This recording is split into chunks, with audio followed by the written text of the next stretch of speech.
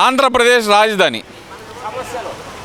పక్క రాష్ట్రాల రాజధానుల గురించి ఎవరికాళ్ళు గొప్పగా చెప్పుకుంటున్న పరిస్థితుల్లో ఆంధ్రప్రదేశ్ రాష్ట్ర రాజధానిగా అమరావతిని ఎన్నుకున్న దగ్గర నుంచి వివాదాలలో చుట్టుముడుతుంది. ఎలా చూడాలంటారు అసలు దీన్ని? అసలుకి ఇది దొంగ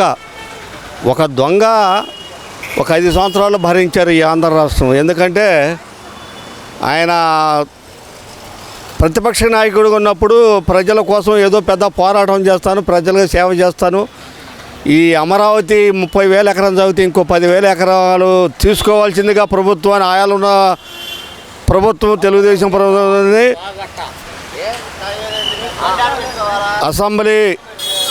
అసెంబ్లీ సాక్షిగా ఆయాల ప్రతిపక్ష నాయకుడైనటువంటి నాయకుడు, గత 5 సంవత్సరాల్లో ముఖ్యమంత్రిగా వ్యవహరించిన నాయకుడు, అతని మాటలు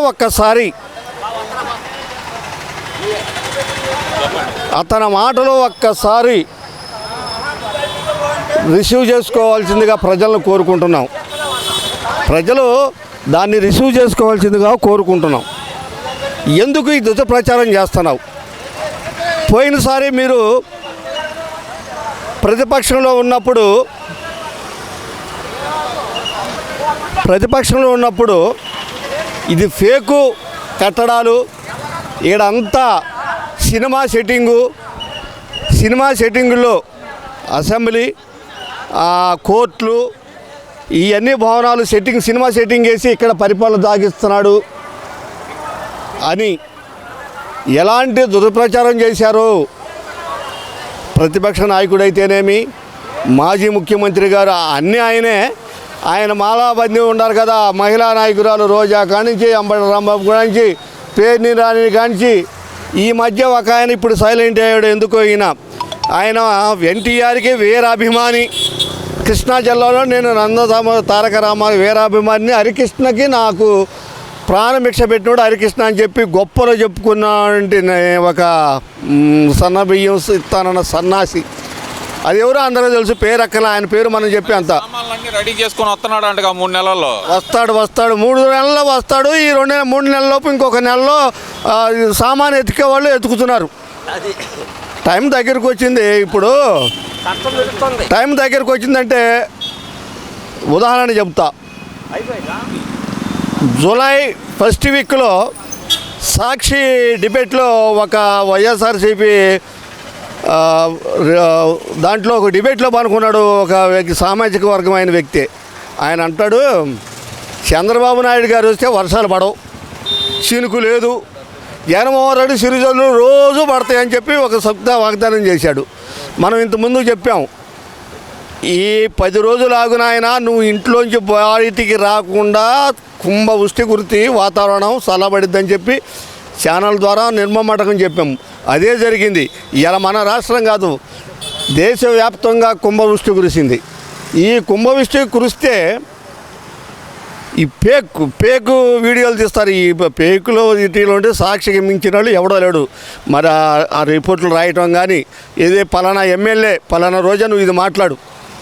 మీరు సిబిఐలకు కూడా వీళ్ళని విచారణ పిలిచినప్పుడు ముందు స్క్రిప్ట్ ఇస్తారు. ఇది మాట్లాడు, ఇది నాకు తెలియదు, నాకు గుర్తులేదు, ఇది ఒక టైపు. ఇంకోటి ఏంటంటే రాజధాని మీద బొలదలడానికి అక్కడ సినిమా సెట్టింగ్స్ తప్పితే ఏం కట్టడాలు లేవు. అదే సినిమా సెట్టింగ్లో 5 సంవత్సరాలు ఆ ప్రతిపక్ష నాయకుడు పరిపాలన చేశాడు. కానీ రాజధానిలో ఏనాడైనా సరే క్యాబినెట్ మీటింగు 5 సంవత్సరాల్లో 2-3 సార్లు పెట్టాడే తప్ప ఎప్పుడు క్యాబినెట్ మీటింగ్ పెట్టనటువంటి వ్యక్తి మాజీ ముఖ్యమంత్రి గారు. వారు ఇలా పార్టీ నాయకులు అంబటి రాంబాబు కానించి పోలవరం నాశనం చేసింది చంద్రబాబు నాయుడు. ఈ అంబటి రాంబాబు చెబుతాడు, అసలు నిజంగానే ఇతన్ని ఏమనాలో తెలియదు. పోలవరం ఏంది? ఇంకో మాట కూడా అన్నారు నిన్న. అసలుకి 10% మొబిలైజేషన్ అడ్వాన్స్లు ఇస్తున్నారు, దాంట్లో 8% చంద్రబాబు నాయుడు గారు తీసుకుంటున్నారు. పనులు మాత్రం ఏం జరుగుతుందో పట్టించుకోవట్లేదు. రాజధాని సర్వనాశనం చేస్తుంది చంద్రబాబు నాయుడే అనేది అంబటి రాంబాబు చేసిన అతిపెద్ద మాట. మరి అంబటి రాంబాబు గారికి ఒక ఛాలెంజ్ ఇస్తున్నా, ఒక రైతు బిడ్డగా, అమరావతి రైతు బిడ్డకి ఛాలెంజ్ ఇస్తున్నా. నువ్వు నిజంగా నీతిమంతుడివి, నువ్వు చెప్పే ఈ నిజాలైతే అది గనక నువ్వు నిరూపించు, నీ చెప్పు దెబ్బలు నా మెళ్ళ వేసుకొని గుంటూరు సిటీ మొత్తం తిరుగుతా అమరావతి కాడి నుంచి. అమ్మటి రాంబాబు దీన్ని స్వీకరిస్తావా? నేను నీ గుంటూరు నాయకులందరూ చెప్పులు నేను మెళ్ళ వేసుకొని అమరావతి కాడి నుంచి గుంటూరు మొత్తం సిటీ మొత్తం తిరుగుతా. నీ సత్తెనపల్లి నియోజకవర్గంలో కూడా అయితే నువ్వు నిరూపించగలిగితే. లేదంటే నోరు మూసుకొని నువ్వు కూర్చొని చెంపలేసుకో. చంద్రబాబు నాయుడు గారు క్షమాపణ చెప్పు. ఆయన అనుభవం ఎంత, నువ్వే అనుభవం ఎంత? నీకు రాజకీయ యోగ్యత లేదు. పట్టు. ఒక ఆయన అంటాడు మాజీ ముఖ్యమంత్రి గారు 75 ఏళ్ళు దాటిని చంద్రబాబు నాయుడికి ఉంటాడో ఓడతాడో. ఈయన ఇంకొక గంట బతుకుతాడా? ఈయన గ్యారంటీ అయిన సర్టిఫికెట్ ఇస్తాడా? గంటకి ఏమైతే జరిగేది అమ్మరాబు, నీకేమైతే జరిగేది, ఆయనకేమైతే జరిగేది. ఆయన అంటే చంద్రబాబు నాయుడు వెళ్ళిపోతాడంట.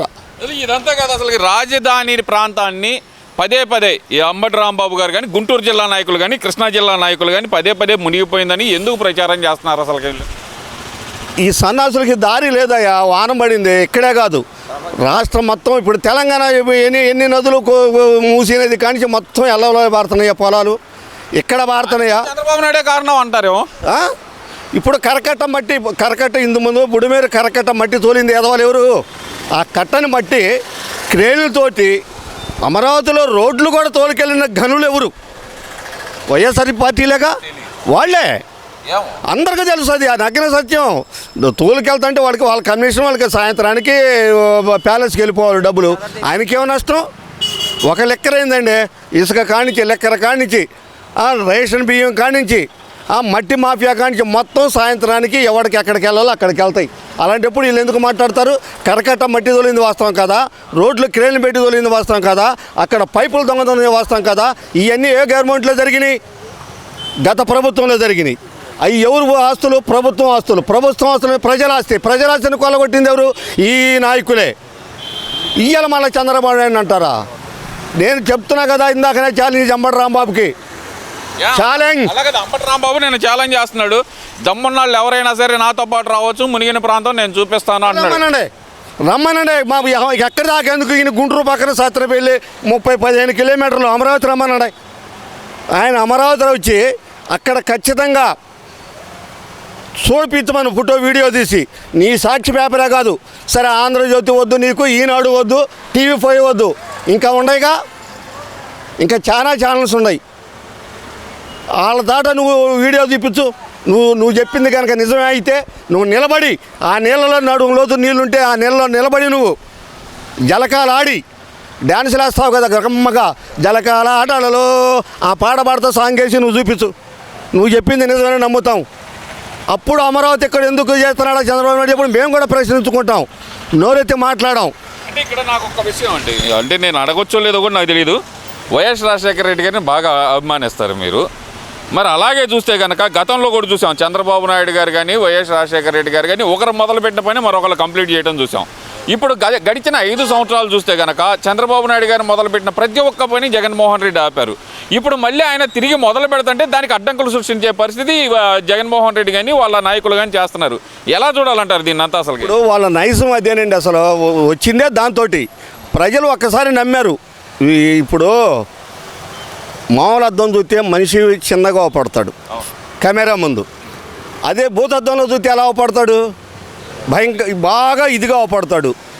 వీళ్ళు భూతద్దం లాంటి వాళ్ళు. ఈ బ్యాచ్ వైఎస్ఆర్సీపీ బ్యాచ్ మధ్య భూతద్దం. ఇప్పుడు సూర్యుడికి భూతద్దం పెడితే కిరణాలు పడి కాగితం కాలుతుందిగా, అట్టా కాల్చేవాళ్లే రాజధాని ఈ బ్యాచ్. మామూలు అద్దం అంటే ఎవరు? చంద్రబాబు నాయుడు గారు, కూటమి ప్రభుత్వం.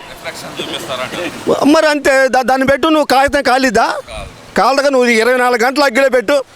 ఆయన కాలితే నేను అసలు బోడుగుడు గుడుచుకొని తిరుగుతా. అంబటి రాంబాబు గారు అదే భూతద్దం పెట్టి సూర్యకిరణాలు పెట్టు. మరి వీళ్ళు తగలబెట్టడమే, ఇక ప్రశ్నే లేదు. వీళ్ళు నిప్పులు పోయటం తప్పితే నీళ్లు చల్లే పరిస్థితి వీళ్ళ వల్ల కాదు. నిప్పులు పోయటానికైతే నెంబర్ 1 పార్టీ.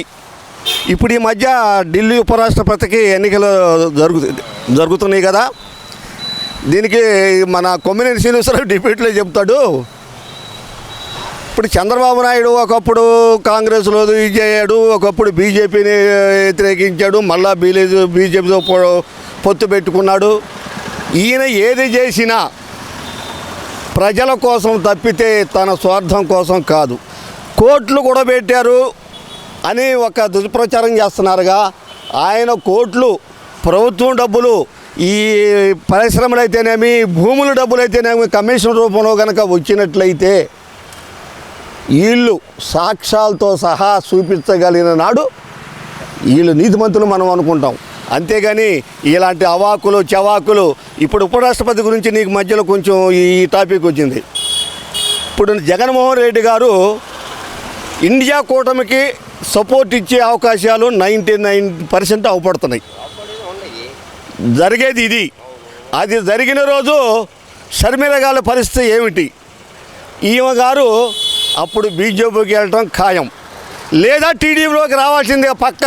ఆమె వచ్చిన రోజు ఇవాళ ఆమె లేకపోతేనే ఇప్పుడు కడపలో సునీత గారు, షర్మిల గారు, గ్రామ ప్రజలు అక్కడ ఓటర్ ప్రతి వార్డు సిపి మీద రాశాడు, సునీతమ్మ గారికి న్యాయం చేయాలి, వివేకానంద చెప్పిన గారిని అరెస్ట్ చెయ్యాలి అని చెప్పి బ్యాలెట్ పేపర్ మీద రాశారంటే ఆడ పరిస్థితి ఎలా ఉందో ఒక్కసారి ఆలోచుకోవాలి. ఇప్పుడు సుప్రీంకోర్టు కూడా ఏంది గులకరాలతో ముట్టికాయలు ఉంగరాలతో కనుక పంతుళ్ళు ఇప్పుడు కొట్టట్లేదులే. ఇప్పుడు ఈ పిల్లలు కూడా తన్నులు తినలేరు. ఉంగరాలు పెట్టి పిల్లలను కొట్టేవాళ్ళు హై స్కూల్లో టప టప టప ముట్టికాయలు. సుప్రీంకోర్టు ఇప్పుడు వేస్తుందా ముట్టికాయలు పడేది ఖాయం, దొంగ దొరికేది ఖాయం, జైలుకి వెళ్ళేది ఖాయం. ఒక్కొక్కడు భోజనం కమ్మగా పప్పుచారు, వారానికి కోడిగుడ్డు, బెల్లపు గడ్డ, సంకడ ముద్ద, పప్పుచారు ఇవన్నీ తినాల్సిందే.